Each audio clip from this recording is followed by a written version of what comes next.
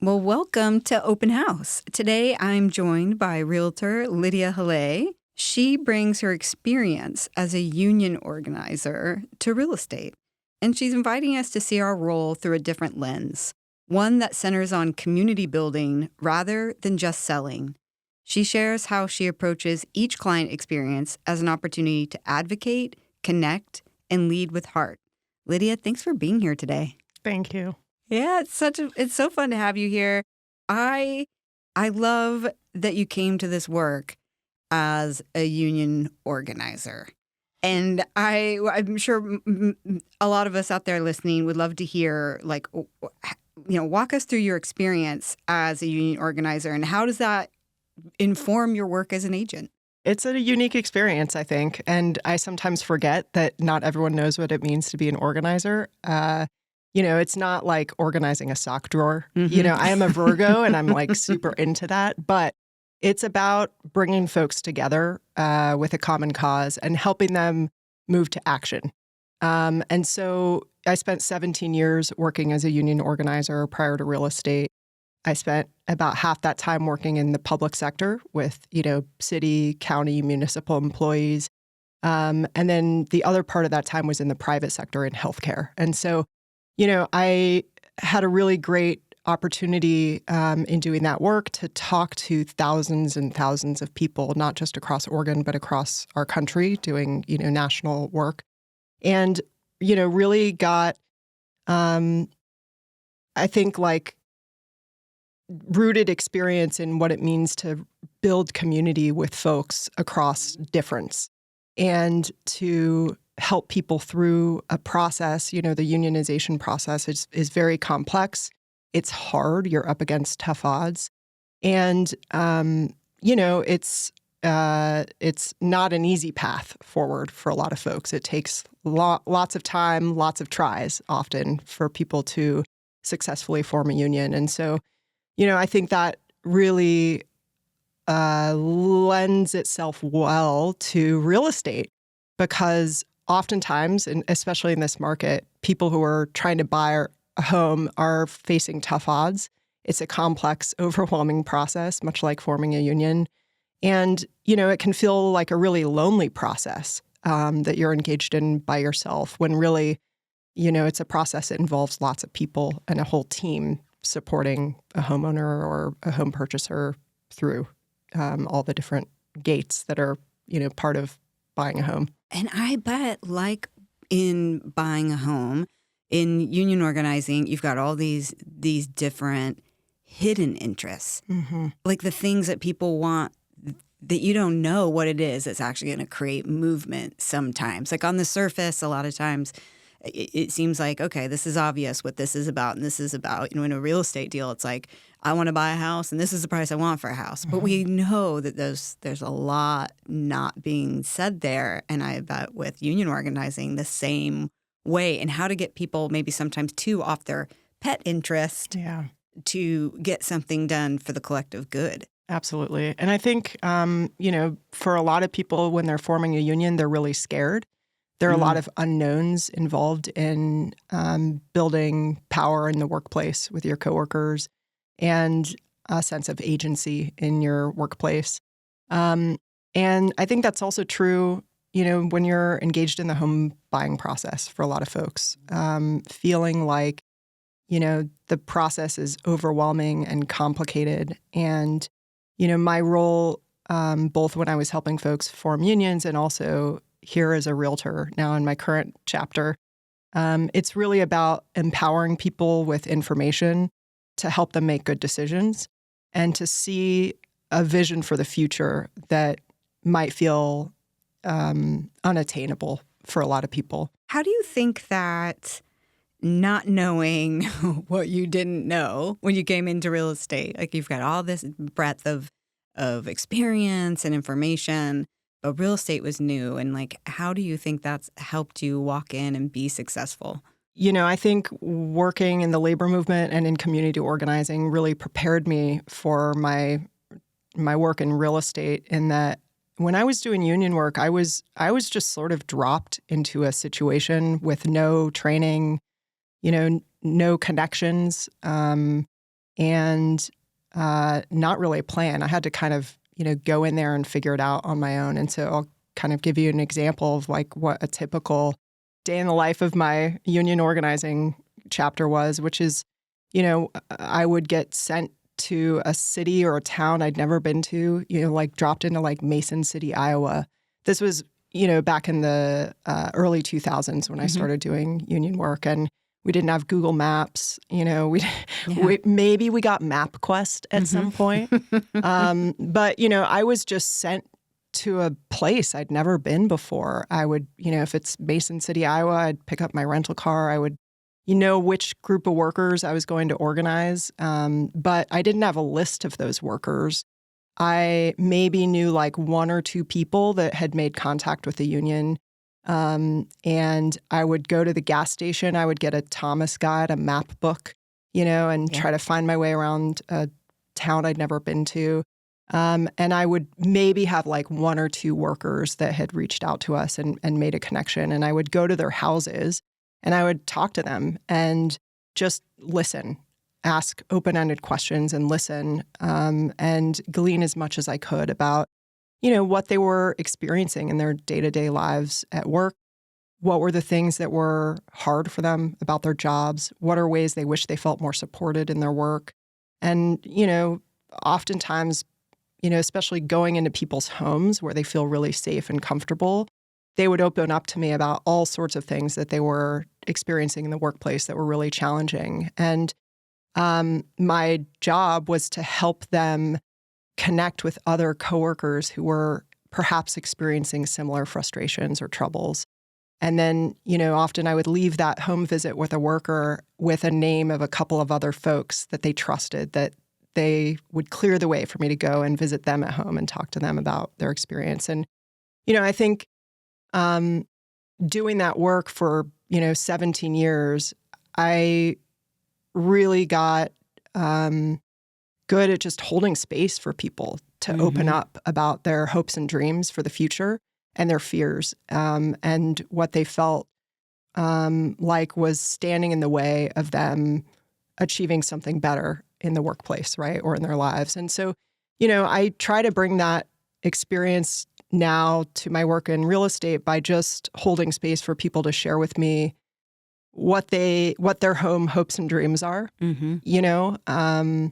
and asking them lots of questions about what they're dreaming about in their next home chapter. Do they want, not just like how many bedrooms and bathrooms, but like, how do you envision life in this space? Like, how will your life change if you have, a basement to tinker in or a garden to sow seeds in? What kind of community experience do you want in this next chapter? And, I think alongside that, really drawing out and listening to my clients about what are the questions they have going into the home buying or home selling experience, and trying to empower them with information that demystifies the things that felt really overwhelming for them in a way that really like knocks the scare out of it. It's like once you know a little bit more about how something works, it's not as scary and overwhelming. And so I think that, a lot of ways for me doing union work, is very similar to my work in real estate in terms of the connections that I'm building with people and the ways I'm drawing them out and moving them through a process that feels hopefully empowering and gets them to this future that they maybe never envisioned for themselves. This is so cool. You're basically saying the same thing. I've been training this for years with agents, and it is something I picked up from Strategic Coach, but it's called the DOS conversation, and it's giving people space to, one, articulate what has to happen. If we sit in your new living room 3 years from now and we look back, what has to happen for you to feel happy with the experience? And really give them the space to answer that. Really think about how do they want to live and what would they like and how does that experience feel? And then right away, then we go to what are the fears? What are the things that you're fearing may be dangerous or unknown or about this process? And then that gets out on the table so you can help demystify these things, or what you need to address. And then what are the biggest strengths and opportunities? And then it gives people momentum and empowers them to move forward. And it's just me asking questions, right? Or the thing what we're training on is getting people to fully express themselves, ask questions, and give space. And that takes time. Yeah. It takes a lot of time. Yeah, a lot of time. I mean, when I was doing union work, I knocked on thousands of doors across the country, and I was not expected, right? I just showed up. And sometimes people slam the door in my face, sometimes people threaten to turn their dogs on me or... but most times people invited me in because no one had ever come to their house before to ask them, what's going on in your life? Like, what's going on at work? And, I think it means a lot to folks to be engaged in a way that feels authentic and for us to be like genuinely curious about their lives and what's going on for them. And I think that's true also in the experience of, being a realtor is like showing up for folks in a way that is really authentic. Like I do genuinely love getting to know clients and I'm a people person. I'm always like chatting with folks I see on the street, patting all the dogs. And, I think that's pretty rare increasingly rare in our culture, right? That we actually spend time listening to folks and holding space for them to really share what is on their minds as opposed to like having an agenda when we talk to them. And I think that that's what makes a connection feel really powerful and allows a level of trust to happen where whether it's a worker I'm helping to unionize and make big moves in their workplace or, someone who's really like dipping into shopping for a home for the first time, allowing folks to be their authentic selves because I'm showing up as my authentic self in that conversation or that process, I think creates a space where people feel held and supported and empowered to like move through it. I get the pleasure of working with you, and you really do. When you ask, it feels like, oh, she really wants to know how I am. I do. Yeah, I know. I feel seen. Like, oh, I'm human. Yeah, good. You are human. What's your process to bring people in and engage them? Because, watching you build your real estate career has been so exciting because you really just took right off and you seem to have a pipeline that most agents would envy. But you also will turn it off and take time for yourself, which I also really respect tremendously because you're building a business and look, I'm in charge of the business. I need time to refuel myself, and you'll make an announcement and say, I'm taking a break. My books will be open again. Tell us a little bit, for other folks wanting to build their pipeline and also create more balance, careful about the monster you build. Yeah. Like, how are you doing both? And you seemingly doing both so well. Well, I'm not balanced at all right now, so I'll just preface by saying I'm glad you think I look balanced, but I'm so not in this moment. But I have closed my books before. That's like a page out of my tattoo buddy's playbook, which is you open and close your books, when you have time and bandwidth and want to create a sense of, I guess, scarcity in some ways, but also just to hold some boundaries. And, I closed my books. I'm 3 years into my real estate life. And, I've been really grateful to have great clients to work with. And for whatever reason, people want to work with me. And it's really I feel honored for that. But I also am really mindful of whether I can deliver the kind of quality experience that I think people deserve in this work. I don't want to be saying yes to clients or opportunities that I don't have space to really show up for in a way that is aligned with my values. When I did close my books for a little bit last summer because I knew I had some vacations I wanted to take on the calendar, and I just sort of pumped the brakes a little bit and just, move through folks that were already on my plate. I, at some point last year, realized I can't do this work alone. And the only way I can really keep delivering the kind of experience that I want to deliver for my clients is to bring on help. And so, I've been slowly building a team in the last few months. And I want to make sure that my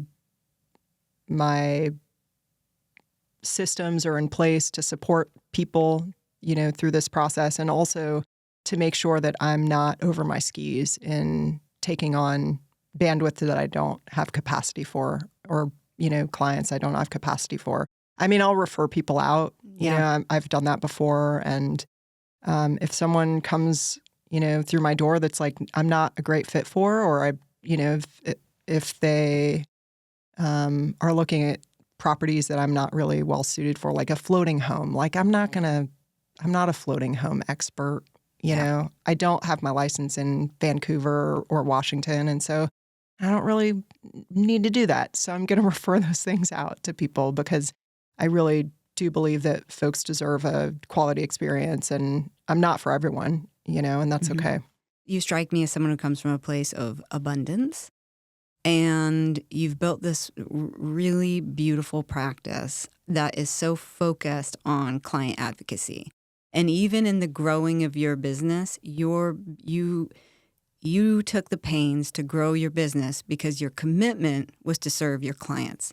It wasn't like, I need more time off. I mean, of course you need to balance, but like the first thing in your mind seems to be, what's going to better serve my clients? Well, then I think a team. Like it's time, and you take those steps forward with advocacy first. And I think that's something I would love to see more agents think about. What will my clients do if it's not all me? Mm-hmm. But you seem to realize there's a limited resource, each person. So why don't I bring teammates on, come from this place of abundance, and everyone will benefit. I don't need to be like super rich. That's not my goal in this work. My goal is to be of good service and to be of value, to my clients and my community, really. And so, for me, I feel like when I reached a certain number of like transactions, and like I don't really track a lot of that stuff, but like when I reached a certain point, I was like, oh, actually, I can support another person in this work, right? I don't need to. I live a pretty low key lifestyle. Like I fly low to the ground, and I don't have a lot of like wild aspirations about like greater accumulation of things in my life. I would rather have time and space to enjoy experiences and connect with my people. And so for me, part of like bringing another person and other people into my team is about recognizing that I have kind of a responsibility. If the business is bringing in enough income and business to support more than one person, then I should bring in another person, because it's good for my clients, and also it's just sort of feels like the right thing to do. I was actually thinking the other day, I was like, I know for myself, I've learned anytime I make a decision based on the money, then I can expect the only reward in that decision will be the money. And that's not really the rewards I'm after in life. There comes a certain point you're like, but it's got to be meaningful. And it's got to be good for the community. And it's got to be good for my family. Yeah. And, when we start doing things for other reasons, and the return that we get is those other reasons. Yeah, yeah. So it sounds like you approach your client relationship like leadership development as well. Like you're empowering them, right? Because that's got to be a part of union organizing. It's like, okay, let's find some leadership here. Let's move through a process that's complex. How do you do that? If I'm a newer agent listening, give me advice. Like, how do I start approaching my client a relationship like leadership development? For me, it's about recognizing what people's strengths are, and also what their communication styles are, right? I think so many times we sort of assume that there are certain ways to communicate with people in a transaction, right? Like, but that doesn't work for everyone. Sometimes you have a client who's not very computer savvy, and you just got to wet signature everything. I think in terms of how I would approach leadership development in a union setting, it's really about helping people see their own strengths and feel confident to make moves that maybe previously felt really uncomfortable or scary for them. When I was doing union work, I was always in the background. Like I was like sneaking around a hospital trying to not get noticed by managers as I was like popping into the break room with like leaflets, or like secretly talking to the CNA, on their lunch break, trying not to get clocked by the employer and kicked out of the hospital. So, and when I was doing that kind of work, I was never the center of the work. It was always about finding workers to be the leaders in their own workplace. And I think when we're talking about real estate, I'm a helpful resource for our clients. I think of myself as a cheerleader, as their advocate, as like, an educator to help them see what's possible and help them put into context the things that might feel really scary to them. Like, for example, today I was just huddling with some really sweet first-time buyer clients about their home inspection report. And, we're in the Northwest, so like it's not unusual to see microbial growth in the attic or some rodent activity in the crawl space. And for these buyers who've been renting forever, they were like freaking out a little bit about things that I see that on almost every inspection report in our climate. And so being able to provide some context for them that this is stuff we see all the time and there's a solution for it, and helping them understand that there's a path forward, even though it feels like a big, scary thing right now, there's actually a pretty straightforward way that we can get this addressed. Then empowers them to make good decisions about where to go from here, right? Does it make more sense to have a seller repair those things or do those things prior to closing? Or does it make more sense for us to request a credit? Helping people understand the consequences of different decisions so that they can choose for themselves, like what the path forward is in a way that feels like they've been centered and like they have agency. I love that. As an agent, it's a position of humbleness, of service. It reminds me a lot of, that you seem to understand that the client is on their own hero's journey. Yeah. And you're not the hero. No. You're here to guide them, to get them to where they want to go. And I think so many transactions would go smoother, too, between agents if they remember they're an advocate for someone else's journey. This is not the time to be someone's hero or take over or speak on behalf. It's like understanding what the clients want to do and making that happen. Yeah. What do you tell yourself about your role?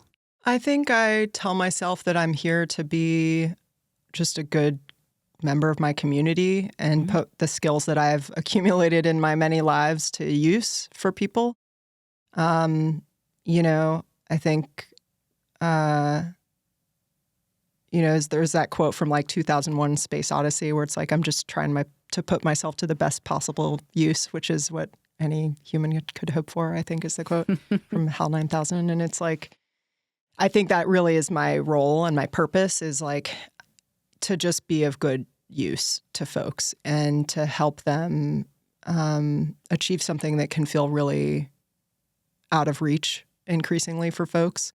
And, I think of myself as like the coach and the cheerleader. I'm here to make it a good time too, because it can be a really stressful process. And so I try to bring levity to it and a sense of like connection, like deep connection. I want my clients to feel like they're buds and I'm fucking looking out for them, and not in a patronizing way, but just like a way that really leaves them feeling seen and heard and like they've got a buddy along for the ride. So I'd love to ask you one last question, because obviously this is like your super skill is to meet people where they're at, to be that bud, to be that guide. What can an agent do? What advice would you give someone if they just like really want to learn how to grow in this area, to meet people where they're at and to really show up as an advocate? I mean, I think the first thing is just meet people where they're at, like go out and meet people, like literally meet them where they're at.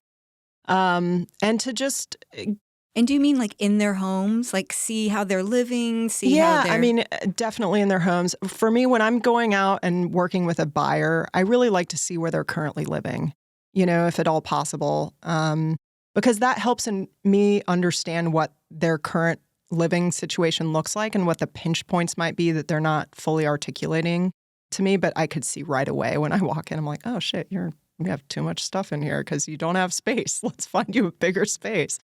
But I think meeting people where they're at is really just mostly about listening and asking open-ended questions that don't necessarily have to do with just the logistics of a home search or a home sale. It's like, how do you like to spend your free time?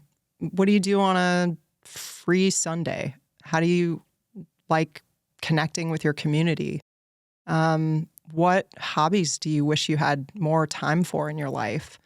If someone's like, oh man, I love like playing with clay, we're going to look for a place that might be suitable for them to install a kiln at some point, But I think for me, mostly it's just about really listening to what people are saying and remembering what they said when we begin our work together. And so, reminding folks when they get untethered or they feel wound up in the moment of this really like roller coaster of an experience that we share together, kind of circling back and reminding them about the things that they articulated earlier in our conversations together that are important to them, and being someone who can help focus them back on those things that maybe are easy to lose sight of in the excitement or the stress of a transaction. I love that. Well, thank you so much. And thanks for giving folks a chance to listen in a little bit on how you do business and learn a little bit about your success. Thanks for being here. Thank you. Mm-hmm.